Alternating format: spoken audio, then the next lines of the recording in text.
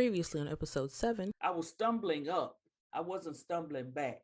I Oh. kept growing and evolving to a new level. Welcome to episode 8, Be Authentic, the Sacred Blueprint with Professor Omiyẹmi Green. And this episode is special. All the episodes are special, but this episode was a turning point in my life. We taped our episode July 2021.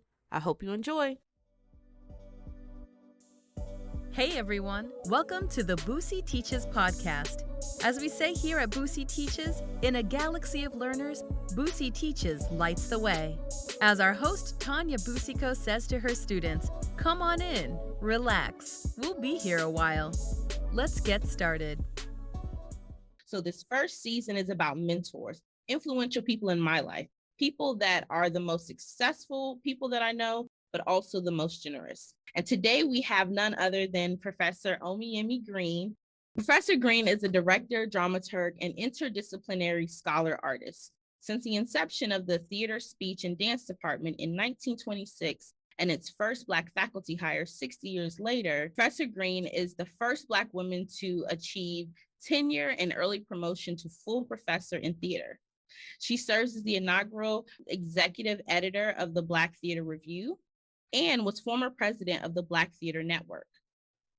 Her research is published in the Journal of American Drama and Theater, the Journal of American Folklore, Stage Directors and Choreographers Society Journal Peer Review Section, the August Wilson Journal, August Wilson's Pittsburgh Cycle, Critical Perspectives on Plays, and African American Culture, an Encyclopedia of People, Traditions, and Customs. She has been jointly appointed in the program of Africana Studies since 2013.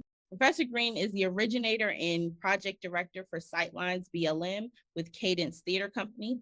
Let me tell you how I know Professor Green. So I actually met her.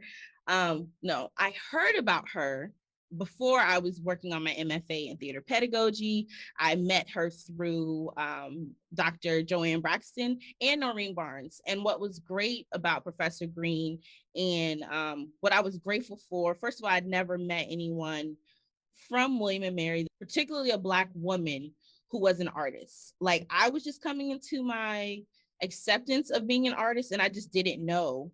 Not only that, the beautiful thing about Professor Green was that in undergrad, she did not major in theater, but psychology. And so I too was not a theater major undergrad. And so those connections for me, even getting into the MFA program at VCU, it was like, okay, I can do this. And then knowing that she was already teaching by the time I started, that was refreshing. Even from the first conversation, just feeling so welcomed and also being a part of, like, I know it sounds cliche because William & Mary is tribe, but being a part of a tribe where I didn't have to translate, that she already knew what it was like to be a Black woman at William & Mary and to also be a Black woman at VCU that says it's diverse, but not quite. And also just this relationship between spirituality and teaching and Blackness, and how you don't have to divorce any of those things, and how in the academy, even though everything seems to be compartmentalized, that you can bring your whole self, and you should. And so I always appreciated those lessons and meals, and also a love for August Wilson. So we're going to go ahead and get started. And my first question to you is, how are you today?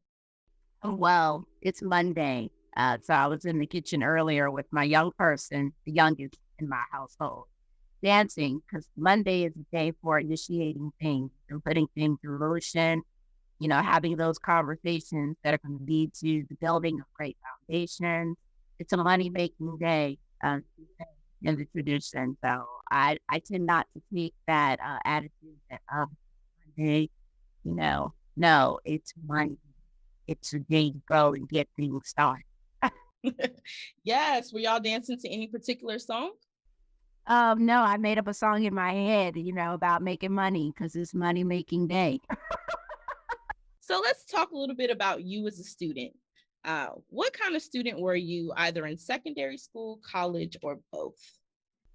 Pretty focused in secondary school. School was important to my parents. Maintaining the honor roll was important to my parents. So, whether I was intrinsically motivated or not, it became really important to me. Right. But I was always an achiever. And so I carried that attitude with me into college, but then got a little unfocused, maybe that first semester and a half. Got a little bit of a wake-up call spring of my freshman year and was like, hey, girl, you don't have no fallback plan. Right. So Right. I know that just same being conversation. unfocused, get focused. Right. And so I got right back to it, but again, of course, the foundation that you lay for yourself as a freshman in those first couple of semesters, can make the hump a little harder to overcome, but you can overcome it. So let me say that. So I spent the remainder of my time at William & Mary overcoming the hump that I created for myself through just being unfocused and undisciplined. And the same value systems that I had in place in secondary education, they just kind of kicked back in once I got everything else out of my system. I was always curious and inquisitive. I discovered that I had a love for theater, but it wasn't something that was cultivated in secondary. But it wasn't until I took a course in African American theater and I saw myself at the center of intellectual discourse for the very first time, in a way that had not been presented to me previously, although I had read one or two of the plays, just because, we take these courses in English and occasionally they will throw in some dramatic literature. I started seeing things in a new way and I was like, I think I like this thing. So let me kind of explore it a little more. As you said earlier in the bio, never getting to a point where I majored in it. But I felt like I wanted to continue learning, studying, and certainly creating opportunities for students. And the same way that those opportunities have been created for me, as a freshman. So I joined the professoriate. So, I'm still curious. I think one of the missions of Africana Studies at William & Mary is to make students lifelong learners.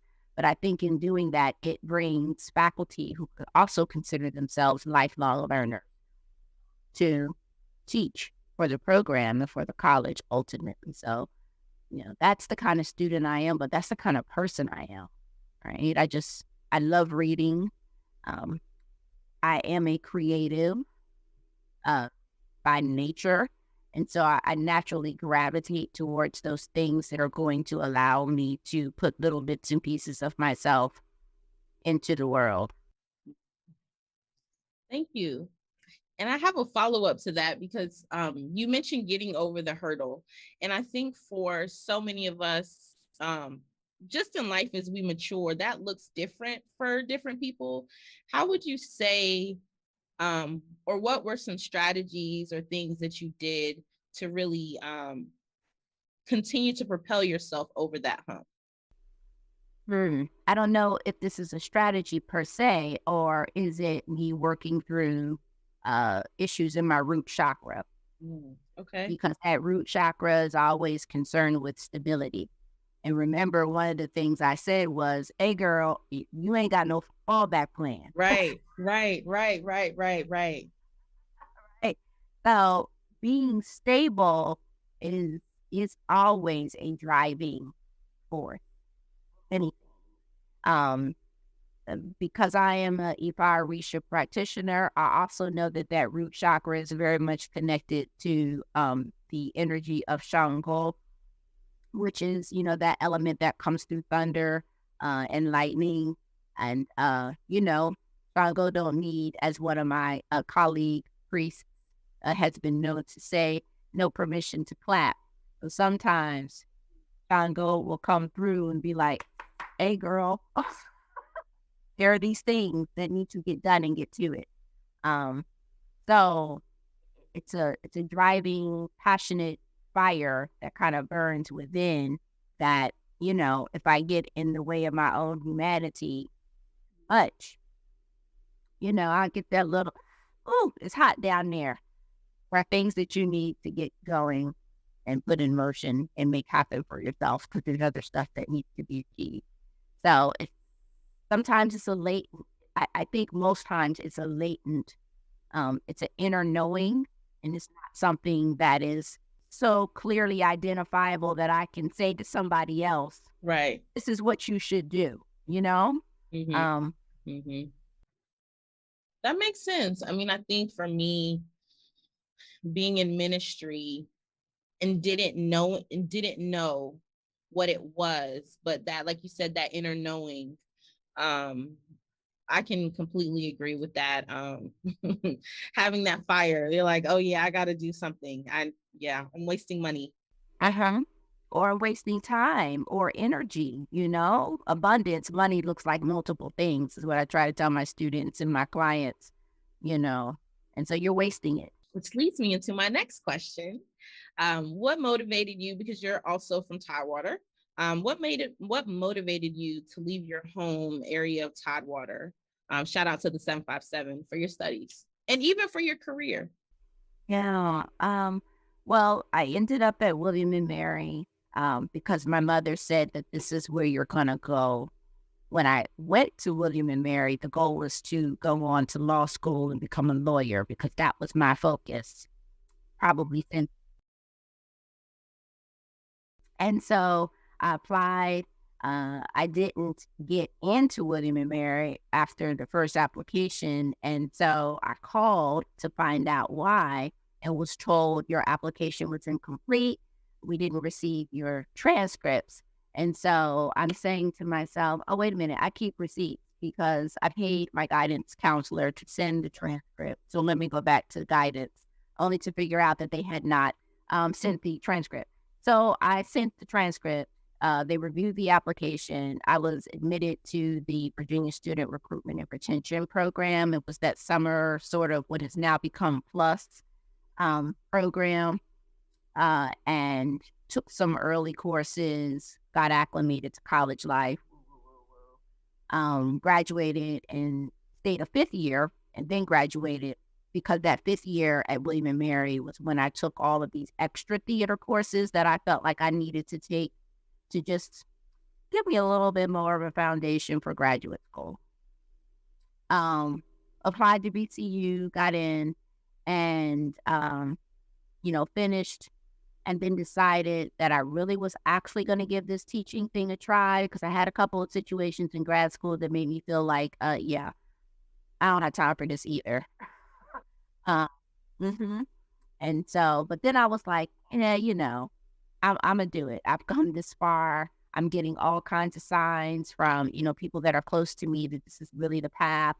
And, you need not let the red tape or the wahala that comes from being in the academy at times and being Black in the academy at times keep you from, showing other students that this is a viable career option. And then I learned some things. As I said earlier, I'm, a practitioner of Ifa Orisha, spiritual practice. And I learned some things going through that process that helped me further understand why.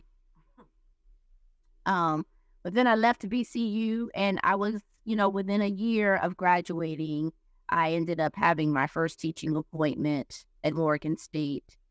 So that's why I left the Tidewater, Central Virginia area, because the teaching appointment took me to Baltimore.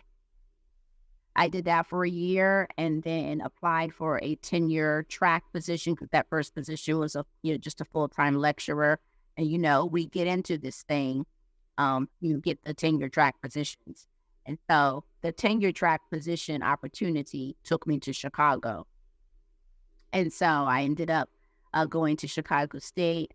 I taught there for 5 years. I was tenured and promoted to associate. And then in the process of applying for tenure and promotion to associate, learned about this opportunity at William and Mary and simultaneously applied. And so got tenure and promotion and then ended up at William and Mary. But I was closer to family and I returned back to the Tidewater area and William and Mary specifically because I was looking for, an opportunity to see how my teaching and research could expand with more resources. And, Chicago was kind of hot at the time, you know what I mean? And so I had another option that was going to be a good look for me and for the children. And so I felt like, why not, knowing that that's not everybody's reality. I understand that. So there is some privilege that I want to recognize in that moment, but I had the option and it was going to be good for everybody. Yeah, but sometimes you got to go away from home to find yourself and to hear God more clearly. Yes, I am with you 100% on all of that. And I want to point out something that you said about, which is partly why I'm doing this first season of the podcast, is that your mentors around you saw signs or commented or saw something in you to confirm that, despite what you saw in the natural, as we say in the church, but your future was greater than that moment, and your potential was more than the red tape. And I appreciate you pointing that out, because I think with students, it's hard because so many students aren't taught seek out mentors. And if that mentor doesn't work for you, have multiple. I have mentors in every facet of life. And so I love when you said. So let's shift a little bit to talk about genius or purpose or gifting. But what would you say, and you can separate this out or put it together, but what would you say is your genius, purpose, or gifting? My genius, I think, is, something that I'm still working to own. Okay. So before I say what it is, I think I need to say that first, right? But like, I hear things when I'm reading a text, Mm-hmm. and then those become the driving impulses of that text. So I think my genius is the ability to like really hear and see things in the written word. Okay. Okay. And that's the thing that's hard to teach to students. Very, very true. Because they're asking, well, how did you get that? And it's hard for me to say, or no, it's not hard for me to say. It's hard for me to teach. Right. That piece of it, because so much of my work is connected to spirit. Yeah. And that's the thing that is not as easy to teach students how to do. Right. So that's the genius. The purpose, has been to create the mirror that allows people to see themselves. Mm-hmm. And for me, that mirror is the art. Yeah. And it's not just the art, but it's also the teaching, and specifically teaching these courses in, Africana studies / theater. And so it's giving people an opportunity to see themselves, know themselves, remember, put back the pieces. Right. And then you said genius, purpose, and something else. Gifting. Would you say your genius and gift or gifts are different? That's probably, the same thing, a gift. Yeah. No, it's not. It's the nurturing. The gifting is the nurturing. That's the gift that I offer to the world. And that gift shows up differently for everybody based on the assistance your consciousness has. So, based on what I know about the assistance that my consciousness has, my gift is the nurturing. That's great, the way you wove that together. But also, I just have to say this, I just love how you talk about spirit and you being a priestess, just like out, like, and still be a professor and have it just there. I have always been afraid which is interesting because VCU is all about like, oh, what are you doing at church? But I've always been afraid to really show that side publicly in the classroom. It may look different. It may come out in different ways with like writing and invention and like all those things. But the fact that you just like, this is who I am, I just love it. Yeah, that reminded me of the I think the first show I saw that you directed at William and Mary was Joe Turner's Come and Gone, and it felt like church. That was my own initiation, actually, that led me deeper into the study of, but because the similarity between myself and Loomis, when I first read that play as a freshman, the play was about a man looking for his wife. When I read that play as a spirit having a human experience and searching to expand and deepen their consciousness, that play became about a man searching for his destiny and purpose. That Wilson uses the term song to describe, this larger search for the God in self. And it's only until he liberates himself that he taps into his own ashe, his own power, his own inner confidence, self-esteem, self-value, self-worth, and baptizes himself in the God consciousness.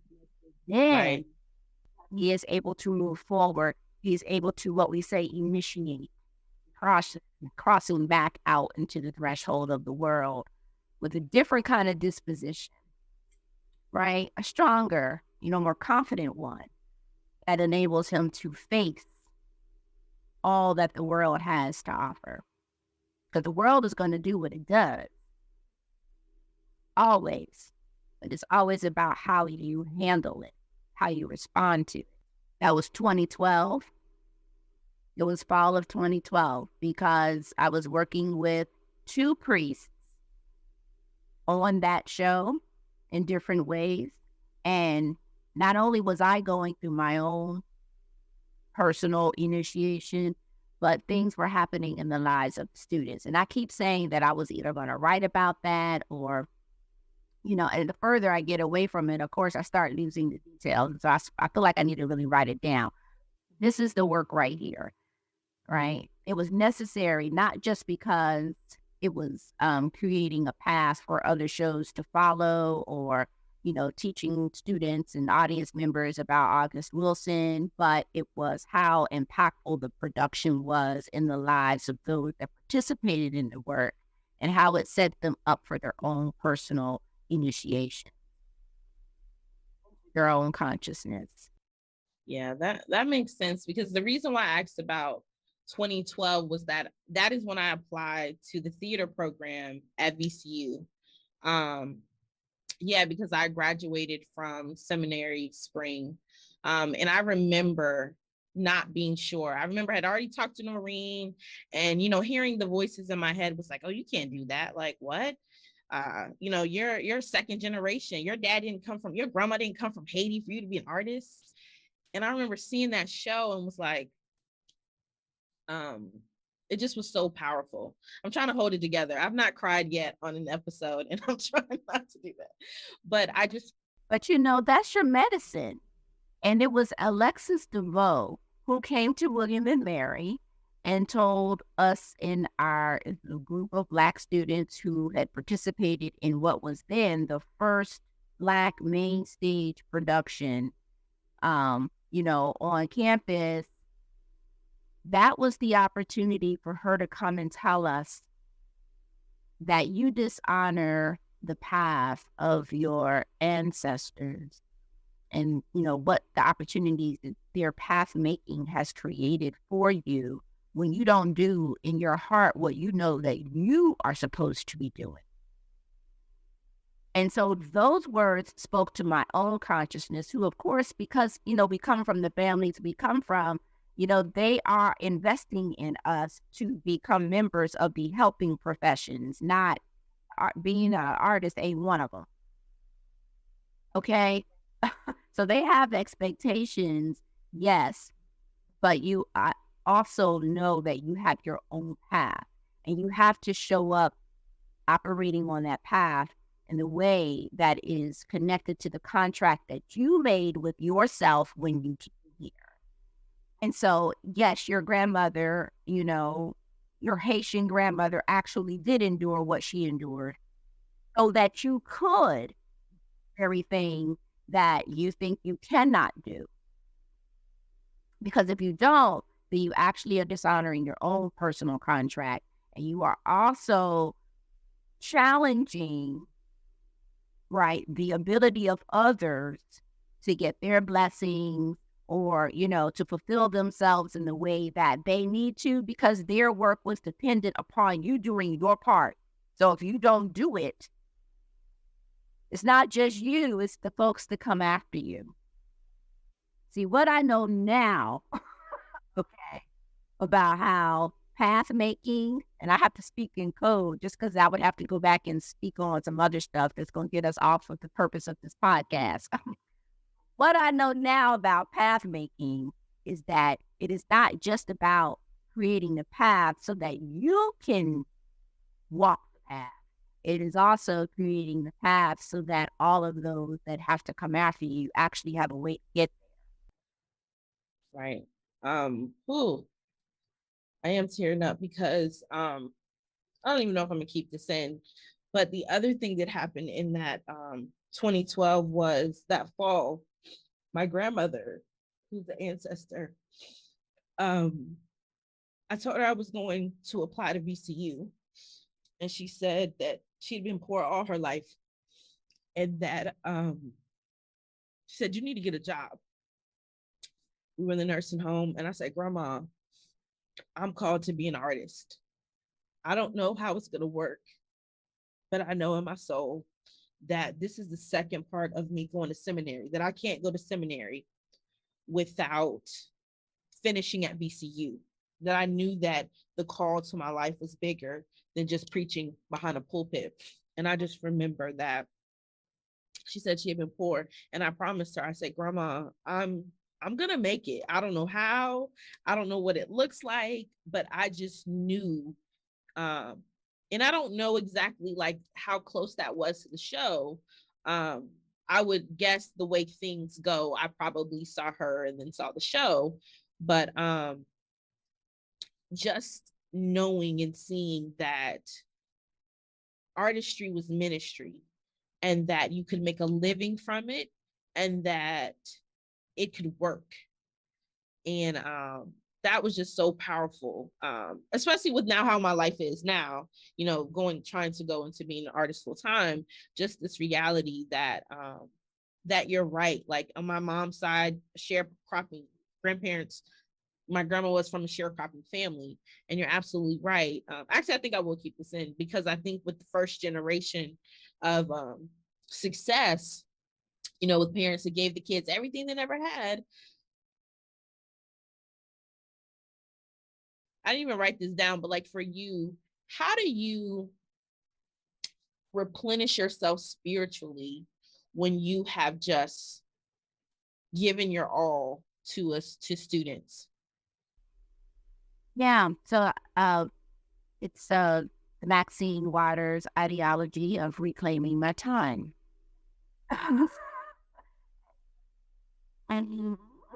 So I reclaim my time. That means I'm not going to respond to emails. I'm not going to respond to text messages. I'm not going to respond to phone calls, so that I can pour into me. Now, what that pouring into me looks like can simply be reading.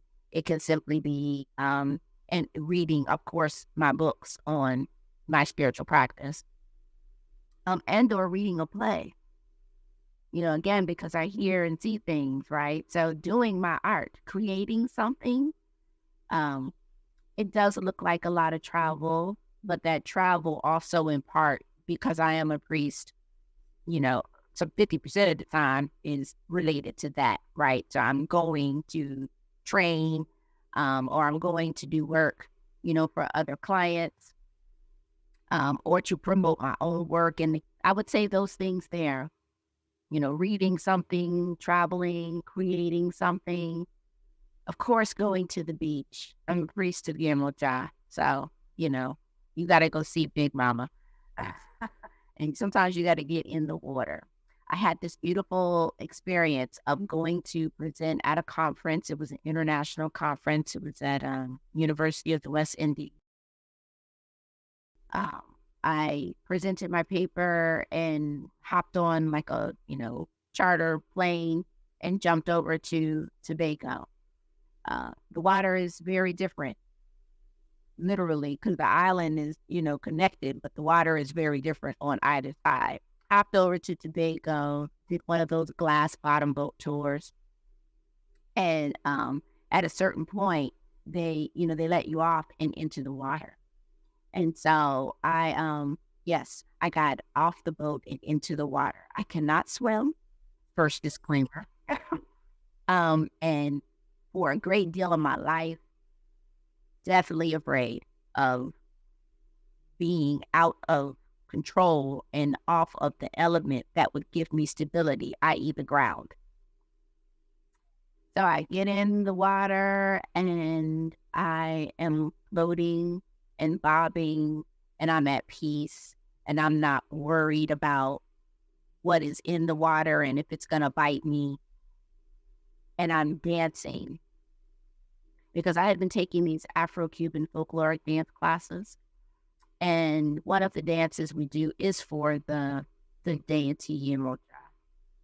And the dance became clear to me when I started dancing with her in the water. Mm. And I was never worried at one point about drowning or how I was going to get back to the shore. Right. I saw how significant I was and yet insignificant at the same time in relationship to the entirety of the universe.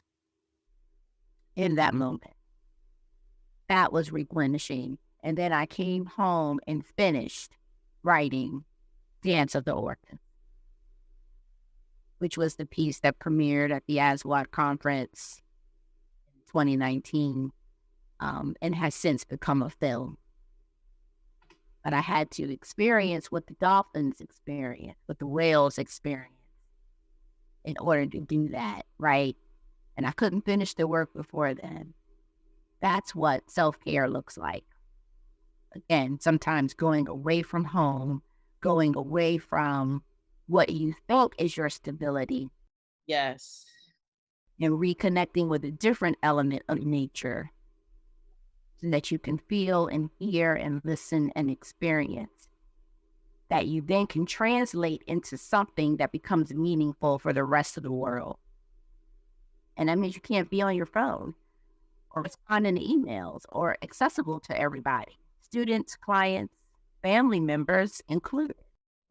You are really speaking to me, through me, around me, because this latest shift in my life to say that I want to move, I had to be, and I've never been, like, I'm so connected, but partly COVID, but also just a shift in my consciousness to say, I'm not talking on the phone anymore if it's not from people that I know are in a great space themselves and are not going to project things onto me. But also, I just had to hear. And I could not hear talking to other people, watching TV. As a matter of fact, I think it was actually after we talked last summer, and I just stopped. And I would send like these messages to people like, hey, I'm taking some time, work through therapy with that. But just when I came out of it, I was like, oh, I have an awakening. It's time for something else. So it's just so interesting. Oh my gosh, these conversations are just so life-changing. I just cannot wait to edit them. But I want to circle, thank you. I want to circle back a little bit to to when you mention your genius or purpose and your gifting, how did you, I think I want to combine these questions. Not only how did you discover it, but how were they confirmed in your life to say, you're going to go there? I mean, we can go as far as, as deep or as shallow as you want. Okay. Yes. Okay. So I was a senior. I had the experience with Alexis DeVoe, Black playwright. She's a Black playwright. She wrote the Tapestry. That was the play that William and Mary was doing at the time. The director was Dr. Susan Chast, and she invited the playwright to come to campus to talk to the students and, to talk to the cast and to see the production. And so it was in the, that moment of sort of a pre-production where she was inspiring. So I had that moment. And then I graduated, went on to grad school, decided I was going to be a professor. And then I had a dream. And this is before I got the job at Morgan State. And in the dream, I was standing in a circle of what I now know are Ekbe members. They were my heavenly mates, ancestors, my tribe.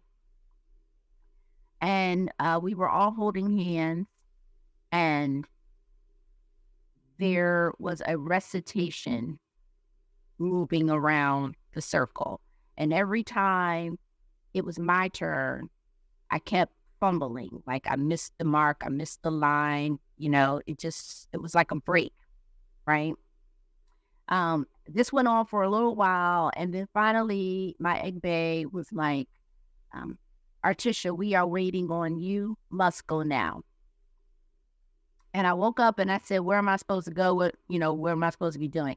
I thought at the time it meant that I needed to be like relocating to New York, because I was trying to figure out, did I really want to go to New York and pursue this theater thing full time? I'd had a young child, had a couple interviews, decided I'm not made, I'm not built from the cloth that would enable me to function well in New York. And so I went on to Baltimore. But the dream wasn't about that at all. In fact, the dream was about initiations to come, things to come in the future about 15 years later. I went through those things, and they happened indeed exactly as the dream played itself out. And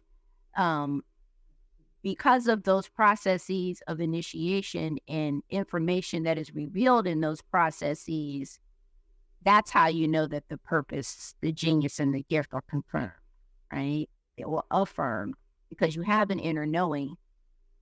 Sometimes, you have these other events that come and affirm what you know. And I had a series of events that affirmed what I now know to be true. Sometimes these processes reveal for individuals that you should consider this path because you're actually off the path, right? But my processes revealed indeed that I was fulfilling the spiritual contract, and in fact that you should actually go further. You should actually go deeper. We need you to step your game up. So if you were ever unsure, you need not. That's the easiest way to put it for now. Yeah, you got to read. I think it's time for us to re-envision these pulpits, or reimagine these pulpits. Because people need to know that they can look more than one way. And in fact, that they need to look more than one way. Because there are other priests out in the world. There are other ministers out in the world who are looking for a point of entry, but don't see, they can't see it because there are other people who are not being their full authentic selves, right? It gets us back to the point I was making earlier about the connections that we all have to each other. So when you honor your contract, you really do create the opportunity for others to honor their contract, because sometimes those destinies are connected. Right. Yeah. Oh Lord, I'm crying the second time. You're right though. I'm really feeling it. Um, ooh, yeah. I am totally whew, I touch and agree, Ashe, and just I'm receiving what you're saying. Like I thought we was just gonna have like, oh, a surface. I knew it wasn't gonna be surface, but Ah, teaching. You said Boosie teaching. So we teaching. and I appreciate that because I think, and I've been complaining about this, but you're right, ministry, if you hide the fullness of who you are, then others are going to, as they say in my tradition, be bound. And there is great liberation, um, and just being your full self and not, yeah. Mm. That is liberation theology. It is. It is. I mean, Theory has to be practiced. It cannot always be like, intellectual in the head. Put it in practice. This is liberation theology. right. Show others how to get free. And to share it. Exactly. Yeah. And to share it, and not just in your community. Like I know that for me, I don't like preaching outside of my church because it's so hip hop based. And it's just like, I don't know if people are going to, and then you realize like people have been wanting to hear the fusion of theology and hip hop from various perspectives from different people that are not male. Um, so, but I want to scroll down a little bit because I'm feeling like I'm feeling very vulnerable in this moment. Which I mean, that's what these podcasts are for. But let's talk a little bit about your mentors. So, who are your mentors? How did you choose them, or did they choose you? So I did not consciously choose anyone in the sense of, oh, we have similar interests. Might we have tea and coffee and sit down and talk about these interests? And perhaps would you be willing to continue shepherding me? It was never anything formal in that way. We share a mutual mentor in Dr. Braxton, for sure. And I would have to say that at William and Mary, she was definitely number one in a different way for different reasons. Because I had a few other influential professors, but it was Dr. Braxton who said to me, to a few of us, in fact, that you may not know the power of what you're doing now or the importance of what you're doing now, but you will. And I did. And I think your work is going to take you or bring the people to you that you need. It's like when the student is ready, that the saying that the teacher arrives. And I think that is what has happened over the course of my life. When I say, my prayers in the morning, one of the things I say is, after calling the names of teachers and parents and mentors, elders and guides, I say, may the child who honors her parents and teachers never suffer from neglect. May I, the child who honors her parents and teachers, never suffer from neglect.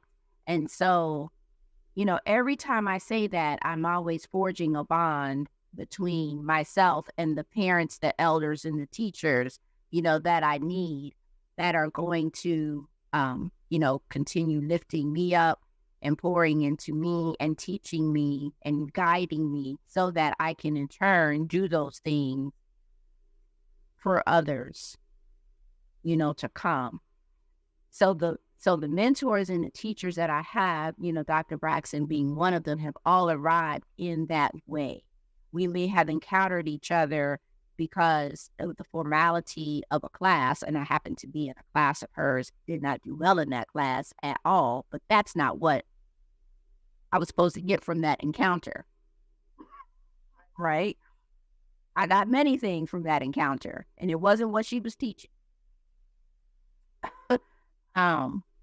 But they have all shown up in that way, in the most beautiful occurrence, Uber, like, an engagement that, my husband had while driving an Uber, brought this woman, wonderful woman, into my life.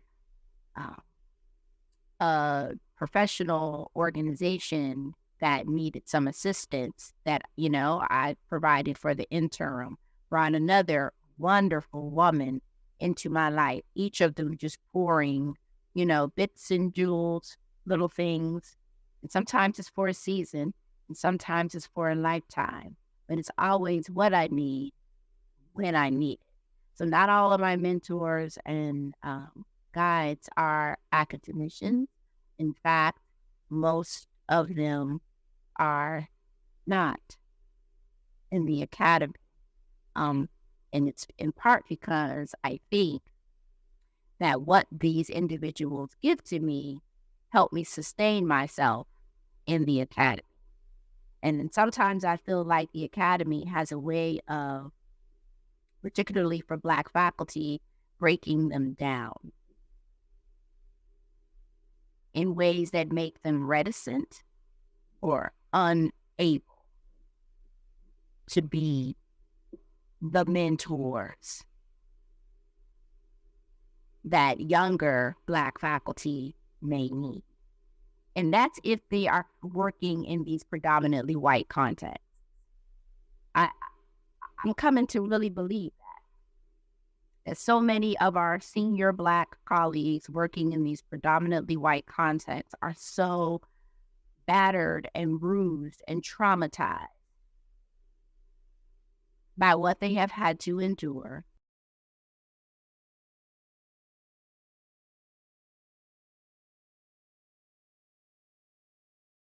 So 2 more things. I'm looking ahead. So what advice would you give someone who's unsure of what's next? Maybe they're about to graduate, or they're even in their first year. They're at this school and they're trying to figure out what's next. Here's the thing. I think they do know what's next. I think that they've been getting indicators of what's next for some time. What I think happens is everybody else is also in their ear about what they think what's next should look like. So the piece of information or the piece of advice that I would share is, listen to yourself and be okay with the seeds that have been planted. And now you nurture those seeds because you actually know what's next. You just don't want to deal with the judgment or the confrontation, of what everybody else is going to say about what you're going to do next. So you got to have the courage to be authentic and to love yourself enough or to love yourself more than you love the acceptance of other people. Because that's what it is. I want X to accept me and to validate what I'm thinking and feeling, what I'm planning. If they think it's a good idea, then I'll pursue it. If they don't, then I won't. Honor the contract that you made with yourself. I am receiving that myself. Ooh,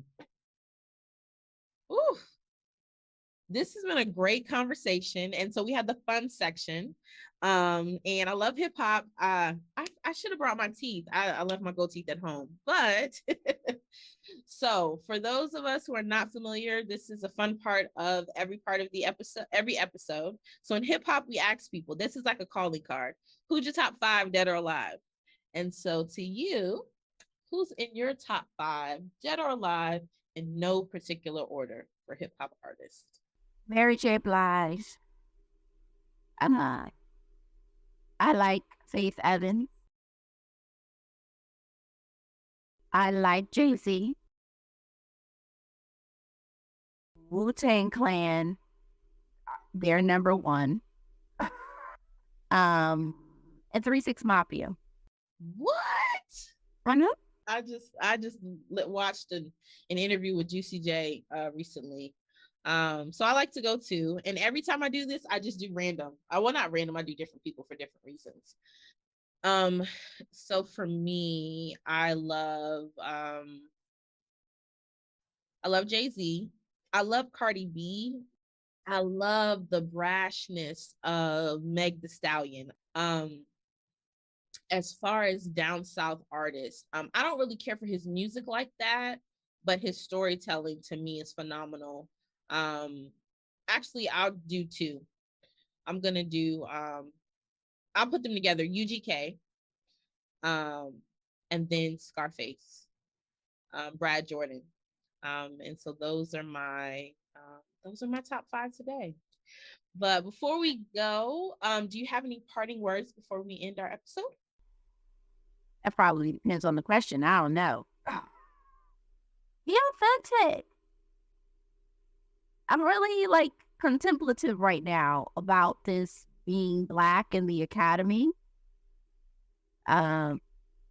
conversation that is in part kind of percolating on Facebook, but also it's an ongoing quest to resolve in a few different circles that I'm operating in. And, what context would best allow one to be their full and most authentic self. And I think the answer to that would be, if you're in a context and you cannot be your full and authentic self, then that is not the context for you. And whatever that authenticity looks like needs to be. If you can't be that, then that is not the context. And I think we experience a lot of tension when we're trying to make ourselves fit into spaces that, were not designed for us to fit in. You can't put the square peg into the round hole. So stop trying to make it fit. But then that's where we experience all the inner angst and tension, because we're trying to, society says, or people say, or somebody said that we should be here, or we think we should be here. And so we're trying to make that work. And I think that's, I think I'll stop there, but it's really just about being authentic. And if you can't be that, then go to where you can. And yeah, there's some negotiations in the middle of that. Okay, I might have to pick up and move. And I might have a family. Okay, yes. But I'm committed to the vision of getting where I can be authentic.